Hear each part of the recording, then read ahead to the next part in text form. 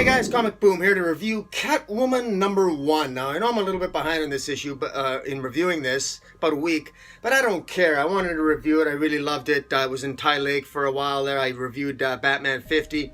This really flowed out of that, and I just wanted to give it. A review. The covers here are fantastic. The variant cover. I even picked up the blank, which is fantastic. I can have other artists draw on that. And, you know, Joelle Jones is a fantastic writer. She's done a really good job here. And, you know, I listened to a review that Tom King gave to John Satris on Word Balloon. And he was saying he had a discussion with Joelle Jones, the writer of Catwoman, the new writer of Catwoman, and artist. Fantastic artist. And Joelle Jones gave Tom King some very good advice on writing Catwoman.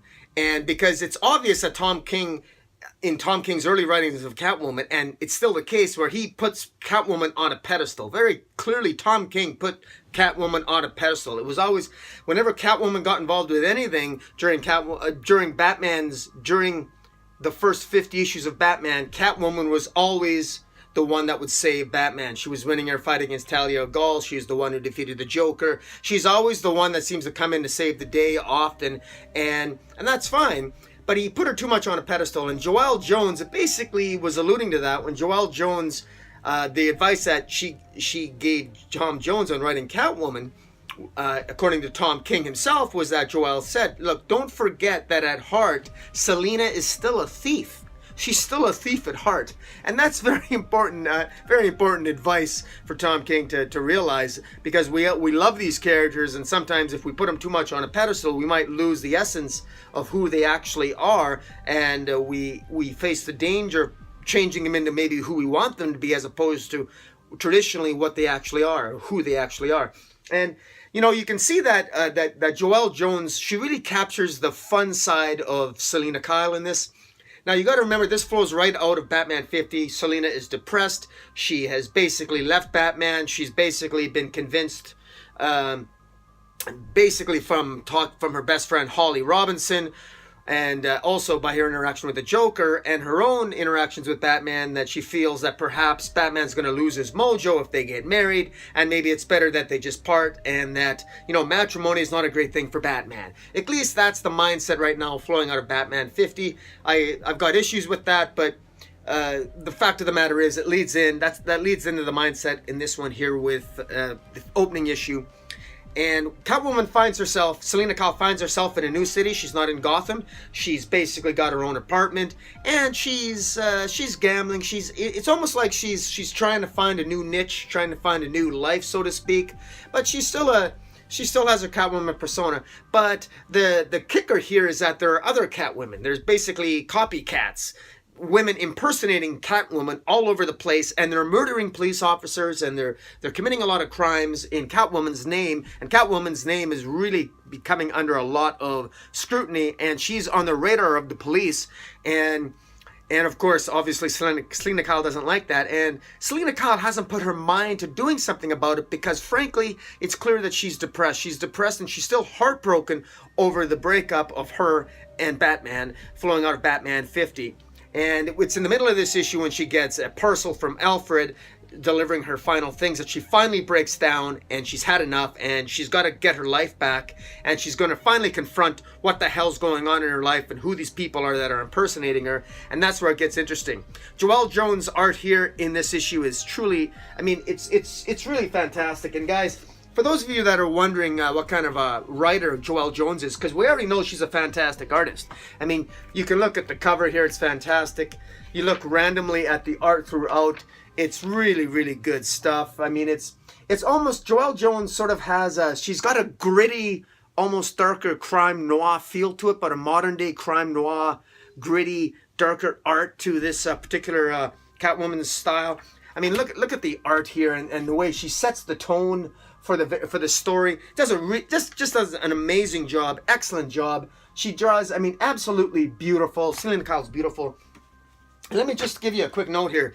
Joelle Jones also wrote and drew Lady Killer, and these are the trades. If you have an opportunity to pick these trades up at your comic book shop, you pick them up and read them. This is a really entertaining story. It's exactly what it is. This is a story about a female hit she's a female hit person. She's a hitman, basically, or a hit woman, as the case may be. And it takes place in the it takes place in the 1950s, and it's just the art here in Lady Killer is really good. I'm gonna probably review Lady Killer. The art is really, it's just, well, I mean, it's the same artist. It's Joelle Jones. It's fantastic, and it has an emotional wallop. It's defies expectations somewhat. It's not cliche. It's just really good, and all of us are hoping for a sequel to Lady Killer. But Joelle Jones now is getting so popular, she's not gonna, there's only one of her, God bless her, so she can probably only draw one comic book at a time. But if there's a way that maybe she has a twin somewhere, I don't know. But in any event, she's a good writer as well. And everyone is saying the same thing, basically. People are praising Catwoman #1 more than they're praising Batman 50 in terms of the writing, in terms of the story itself. And kudos to her. She deserves it here. Guys, check out Catwoman #1. This is really good. It looks like the bad guy in this is a woman who is sort of like a plastic surgery freak. She's a really ugly person who looks like she's had a lot of plastic surgery. And there's a scene here where Joelle Jones draws the antagonist in this particular opening issue is a very much an older on the surface looks like a beautiful person, but is really ugly on the inside. And it really hits home. So many already we've established and we've got to know characters in this opening issue. We've met the police officers who are heartbroken at the loss of their fellow police officers being killed, with some of the officers taking it very personally and wanting to find Catwoman to get revenge and to arrest her and potentially not arrest her, perhaps even kill her. And you feel their pain, and you feel Selina's pain at the loss of her relationship, her marriage to loss of the wedding to Batman. And you even see the ugliness of the villain in this series, all in this opening issue, and all setting the tone for what's to come. Very good job by Joelle Jones, and I strongly encourage people to pick it up and pick up the variant cover. And again, I want to give a shout out to Lady Killer, if you can, which is also by Joelle Jones. If you want to know why she got the gigs that she did, why she got those gigs to draw those issues of Batman when he was when he went in with Wonder Woman, there was that Wonder Woman arc where Joelle Jones first made her mark, I believe, on the pages of Batman. It was fantastic. I think it's issues. Was that issues 43, 44? In any event, check out Lady Killer. And guys, pick up Catwoman #1 and keep collecting it. And until next time, Comic Boom, out.